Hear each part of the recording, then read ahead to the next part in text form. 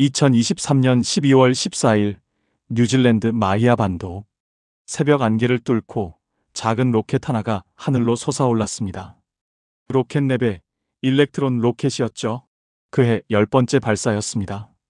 2017년 첫 발사 이후 누적 42번째, 높이 18m, 무게 13톤의 이 작은 로켓은 스페이스X 팔콘 9의 4분의 1 크기에 불과합니다.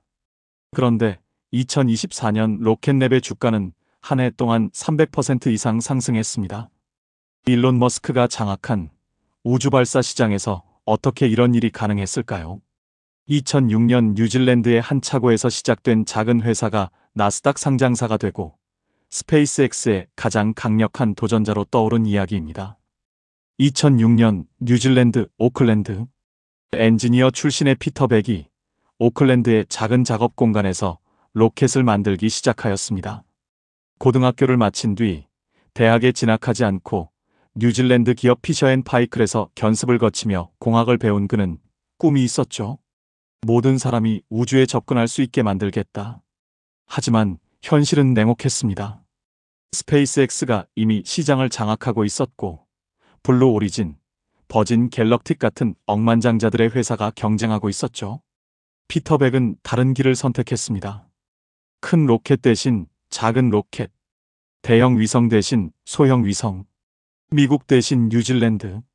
모두가 크고 강한 것을 추구할 때 그는 작고 빠른 것을 택했습니다.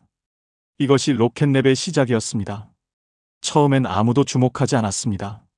뉴질랜드? 우주 산업과는 거리가 먼 나라였죠. 하지만 백은 뉴질랜드의 장점을 봤습니다. 첫째, 규제가 유연했습니다. 미국의 복잡한 발사 허가 절차 없이 빠르게 실험할 수 있었죠. 둘째, 마히아 반도는 완벽한 발사장이었습니다. 동쪽으로 탁 트인 태평양에 인구 밀도가 낮아 안전했습니다.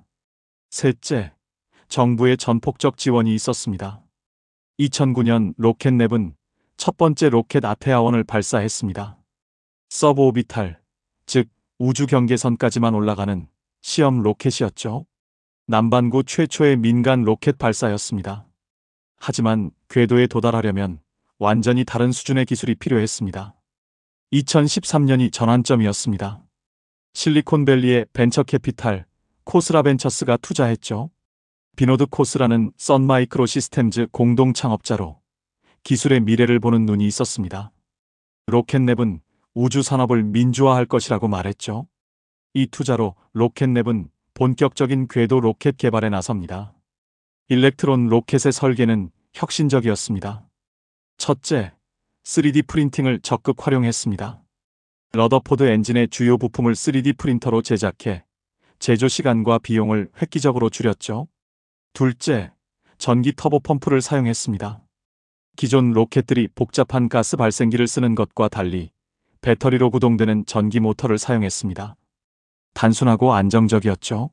셋째, 탄소 복합재로 동체를 만들었습니다.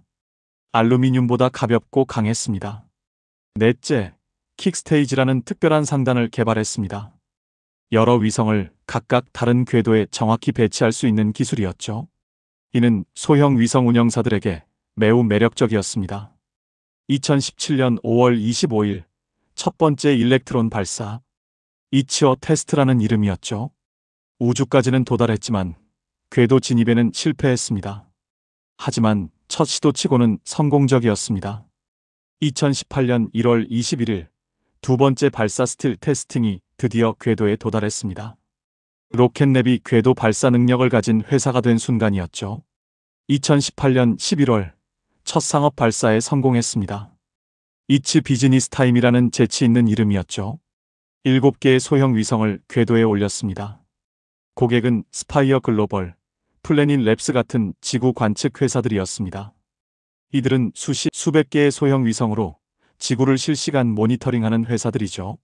로켓랩의 비즈니스 모델은 명확했습니다. 스페이스X가 대형 트럭이라면 로켓랩은 택배밴, 팔콘 9은 한 번에 수십 개 위성을 싣고 가지만 모든 위성이 같은 궤도로 가야 합니다. 일정도 스페이스X가 정하죠. 반면 일렉트론은 소수의 위성을 원하는 시간에 원하는 궤도로 보낼 수 있습니다. 가격도 차별화 포인트였습니다. 일렉트론 발사 비용은 약 750만 달러, 팔콘 9의 6,200만 달러에 비하면 8분의 1이죠. 물론 탑재 중량도 차이가 납니다. 일렉트론은 300kg, 팔콘 9은 22톤. 하지만 많은 위성 회사들에게 300kg이면 충분했습니다. 2019년부터 로켓랩은 발사 빈도를 늘리기 시작했습니다. 2019년 6회, 2020년 7회, 2022년 9회, 그리고 2023년에는 10회를 달성했죠. 연간 10회 발사는 상업 우주 기업으로선 스페이스X 다음입니다. 이 일관성과 신뢰성이 고객들을 끌어모았습니다. 주요 고객도 다양해졌습니다.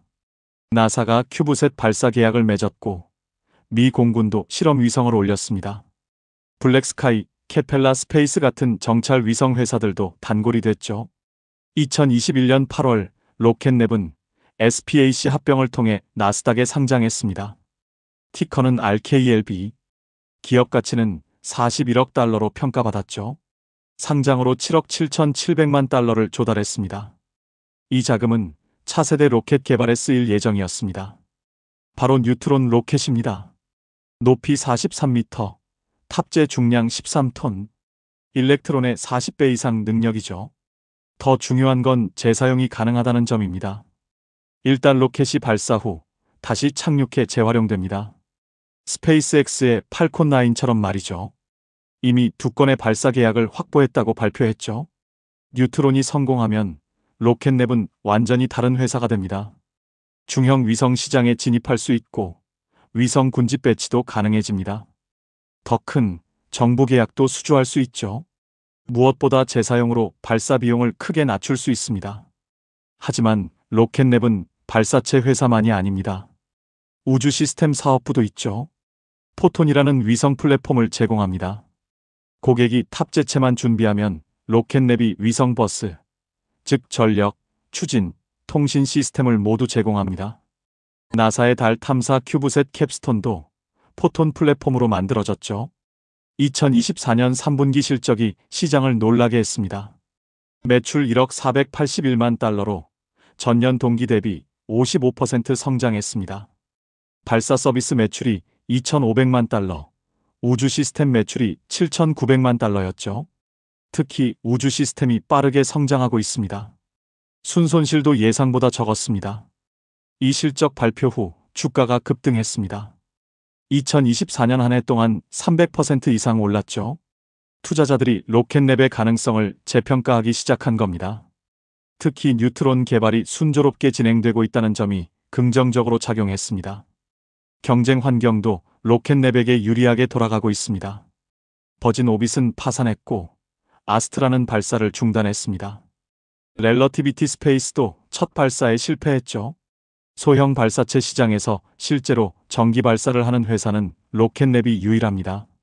물론 스페이스X의 라이드 쉐어 프로그램은 여전히 위협입니다. 팔콘 9에 여러 소형 위성을 함께 실어 저렴하게 발사하는 서비스죠. 하지만 일정과 궤도를 선택할 수 없다는 한계가 있습니다. 로켓랩은 이 틈새를 파고듭니다. 당신이 원하는 시간에 원하는 곳으로라는 가치 제한이죠. 정부 계약도 늘고 있습니다. 미국 국방부는 다양한 발사 옵션을 원합니다. 스페이스X에만 의존하는 건 위험하죠. 로켓랩은 신뢰할 수 있는 대안입니다. 특히 긴급 발사나 특수 임무에 적합합니다. 2024년엔 미 우주군과 단연 계약을 체결했습니다. 국제 협력도 확대되고 있습니다. 일본, 영국, 독일 등의 위성을 발사했고 각국 정부와 협력을 논의 중입니다. 특히 미국의 동맹국들은 중국의 우주 굴기에 대응하기 위해 로켓랩 같은 서방 기업을 선호합니다. 제조 혁신도 계속됩니다.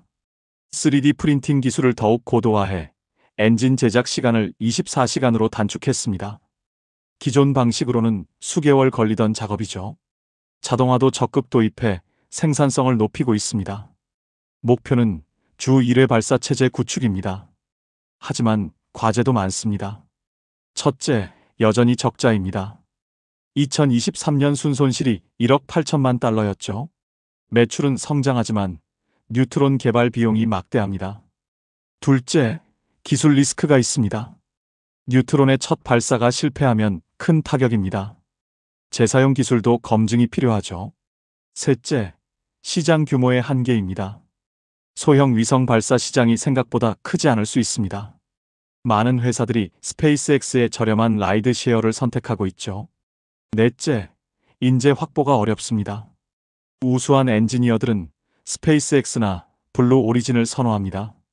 그럼에도 로켓랩의 미래는 밝아 보입니다. 우주 경제가 폭발적으로 성장하고 있고 소형 위성 수요도 계속 늘고 있습니다. 지구 관측, 통신, 군사 정찰 등 다양한 분야에서 소형 위성이 활용되고 있죠. 맥킨지는 2030년 우주 경제 규모가 1조 달러를 넘을 것으로 전망합니다. 피터 백 CEO는 최근 인터뷰에서 말했습니다. 우리의 목표는 두 번째 선택지가 되는 것이다. 스페이스X를 이길 수는 없지만 확실한 대안이 될 수 있다. 겸손하면서도 현실적인 목표입니다. 2025년 11월 로켓랩의 시가총액은 약 250억 달러, 스페이스X의 추정 가치 1,800억 달러에 비하면 14%에 불과합니다. 하지만 성장 속도는 무시할 수 없습니다. 2021년 상장 당시 41억 달러였던 기업 가치를 3년 만에 회복했고 이제 그 이상을 바라보고 있습니다. 로켓랩의 전략은 명확합니다. 작고 자주 그리고 확실하게 대형 로켓의 대기 시간을 줄여주는 민첩성, 일렉트론에서 뉴트론으로 이어지는 제품 라인 확장, 2023년 연간 10회 발사로 증명한 신뢰성, 이 세 가지가 로켓랩의 무기입니다. 2006년 뉴질랜드 차고에서 시작한 로켓랩, 2017년 첫 발사 후 7년 만에 누적 42회 발사를 달성했습니다. 스페이스X가 장악한 시장에서 틈새를 찾아 성장했고 이제는 중형 로켓으로 더 큰 시장을 노립니다. 일론 머스크는 화성을 꿈꾸지만 피터 백은 지구 저궤도에 집중합니다. 거대한 꿈보다 실현 가능한 목표. 이것이 로켓랩의 철학입니다.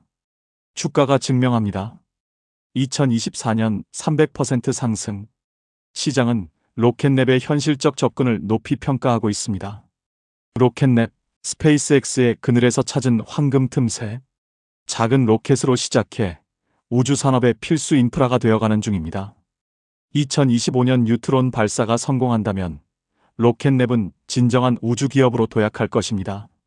뉴질랜드에서 시작한 우주의 꿈이 현실이 되는 순간을 지켜보고 있습니다.